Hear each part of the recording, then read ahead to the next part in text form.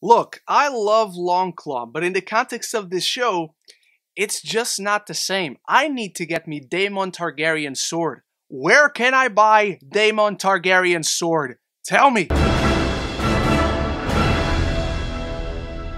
Welcome back, Game of Thrones fans, and thank you for clicking on my spoiler review for House of the Dragon Episode 2. Every single week, we're talking spoilers for all the episodes, so make sure you go watch it before this video. But once you do start the conversation with your thoughts on this second episode in the comments below, because that's the most important part, and this is the immediate fallout from the events of the premiere. We pick right up where we left off, where the Targaryens are still emotionally reeling from the death of the queen. The balance of power continues to shift after Rhaenyra is appointed the new heir, and war brews in the stone steps, representing looming danger for the crown's open defenses. It's a great setup, and this episode pays it off very well. We're not so focused in fleshing out the dynamics, because now we understand them, but now we're focusing in on the values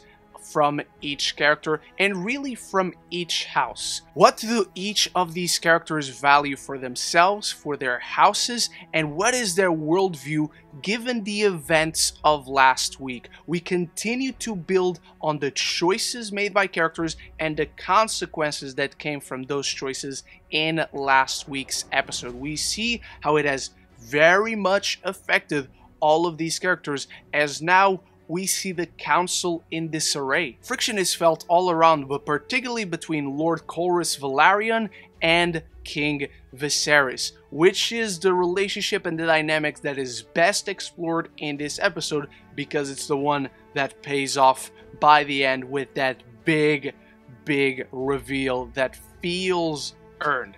Because these characters are maneuvering themselves, trying to do the best they can with the best of intentions, none of these characters feel like they're acting out of malice. In trying to do what's best for themselves and what they judge to be the best for everyone else, they end up affecting others in a negative way. It feels natural. It feels earned. It feels like every decision from characters affects the other characters. It makes this world feel alive and lived in. But before we move on to characters, because I do want to divide this review up in character chapters, I need you with your thoughts in the comments below. What was your favorite character in this episode, your favorite moment, anything and everything down there. And if you're enjoying these House of the Dragon reviews every single week and you don't want to miss any of them, if you love movies and TV, this is the place to be. So consider clicking that subscribe button down there and you won't miss any future conversation in your favorite movies and TV. And the first character I want to discuss is Rhaenyra herself. Now that she has been named heir, we see her observing the council meetings. We see her learning, strategizing, and even suggesting options as the council considers the possibility of war and a looming attack on the crown. She wants to use force, intimidation. She wants to use dragon riders, valuing her Targaryen heritage and ways of old, thinking more alike her uncle than her own father. Even when she is given the option to choose the new member of the Kingsguard, she values combat experience and chooses Sir Criston Cole. All of this builds up this friction between her and her father and continues to show how dissimilar both of them are, despite the love and genuine care they have for each other. This is even more emphasized in the confrontation between Rhaenys and Rhaenyra, and I have to shout out Eve Best, who's doing a phenomenal job despite not having the longest time on screen. This confrontation is a mirror to last week's between Viserys and Daemon, with two strong personalities clashing. One of them jaded by the injustices brought upon her and her family through the years. And then you have Rhaenyra, who now feels assured in her new power and the future she sees herself creating for her family with said power. This is very reminiscent of a certain family member that she will eventually have. And seeing these powerful parallels between Rhaenyra and what we know Daenerys will eventually become is no coincidence. The show is showing us the Targaryens' inherent obsession with grasping onto power and their fight for self-preservation. It's a very powerful tool of storytelling that doesn't make these characters bad, but it paints them in these moral shades of grey, and I find that very compelling. Does absolute power corrupt? Absolutely. And that's what we're observing here. One of these people never got to have their power, but feels much more corrupt and evil in terms of their intentions over the one that actually has power. They just don't like being questioned. This transitions us nicely into discussing all the characters that are vying for power themselves. They are vying for the throne, where it feels like it only would happen with Viserys' drastic decision of choosing his own daughter to be the next heir. Now, the members of the council themselves are ploying their way into positions of power, where now the Velaryons, Corlys, and Rhaenys question Viserys' inaction and decision-making, bringing them to propose a unity through marriage between the two strongest Valyrian houses of Targaryen and Velaryon, which leads to an overwhelmingly uncomfortable scene between King Viserys and the Velaryon's daughter, Lena.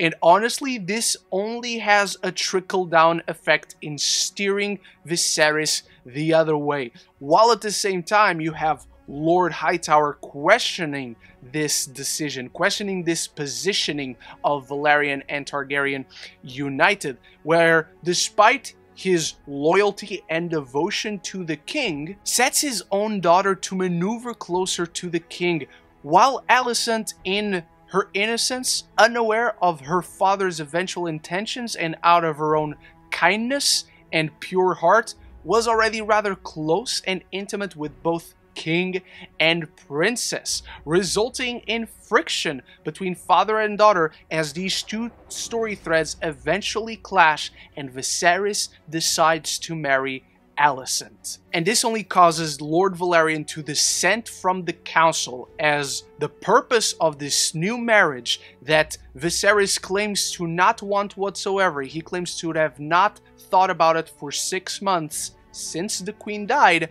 is now one that isn't being done for power. Because if that was the reason, he would marry the Velaryons. He would join the two Valyrian families. This is clearly a marriage being done out of love, which not only hurts Velaryon's pride and he walks away, but it clearly devastates Rhaenyra after her father claimed that he still held all the love in him for her mother.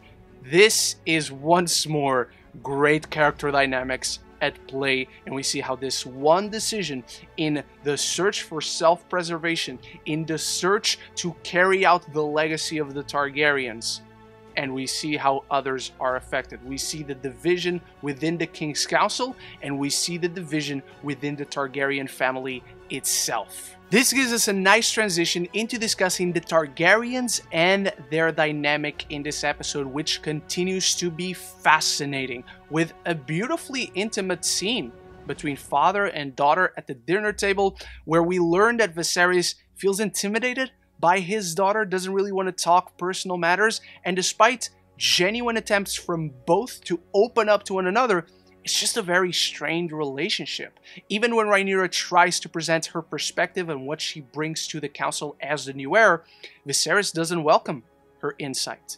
He wants to protect her from the darker aspects of being a ruler, but it only proves Rhaenyra's fears right. The fear of being seen only as a little girl, and the fear of Viserys having been forced upon naming her ruler and not making that choice out of his own volition because he sees the value in her.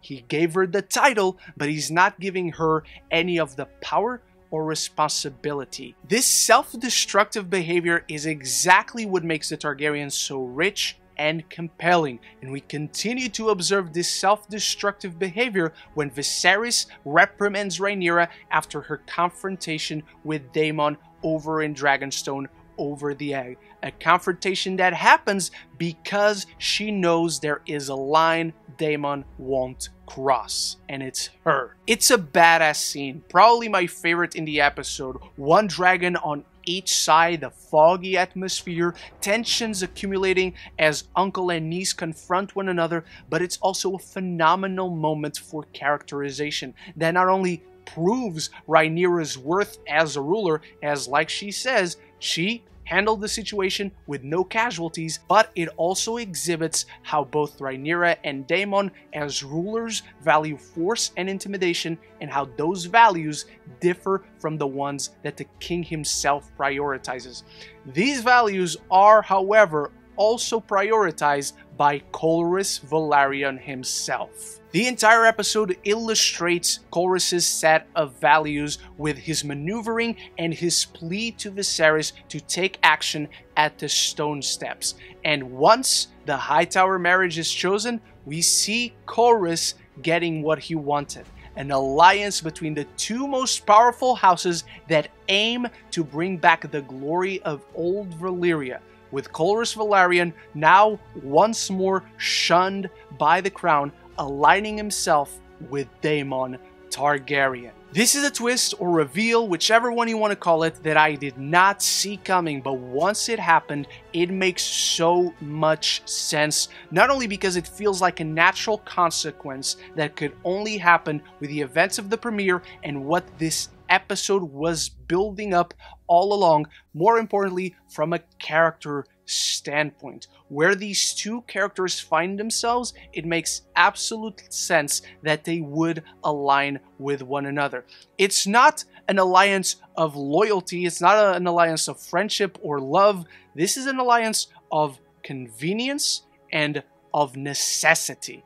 Corlys now feels that despair. He feels like his forces are about to be broken down. His house will be looked down upon if things continue to be this inactive on the stone steps. And he naturally goads Daemon in with the promise of earning respect and worth in the eyes of the kingdom, much like Corlys himself desires. Episode 2 of House of the Dragon is once more a slow burn, but one so rich in characterization, one so compelling in the way it tells its story. It's slow, but by the end, it delivers all the fireworks, drastically changing the status quo and dynamics present in this series. I cannot wait to discuss it all with you guys in the comments below, and I cannot wait for us all to discuss the payoff of it all next week in episode 3. As of right now, House of the Dragon for me is 2 for 2 with two fascinating back-to-back episodes that continue to display constant and effective, compelling storytelling. No scene, no moment, no interaction is wasted, and it all serves a purpose. None of it feels forced, none of it feels contrived, it all feels natural, it all feeds into the next step that these characters take. This is compelling storytelling 101. It feels like the glory days of Game of Thrones are back, with the best family in Game of Thrones. But that's just my review of House of the Dragon episode 2. I need to know, what episode do you prefer? This one or the premiere? Drop your thoughts down there, and thank you so much for watching. Stay tuned for the weekly spoiler reviews on House of the Dragon, and I have many more videos coming in between. I hope to see you there, and big thanks to my channel members for always supporting this channel. So until the next one, love each other and love the movies.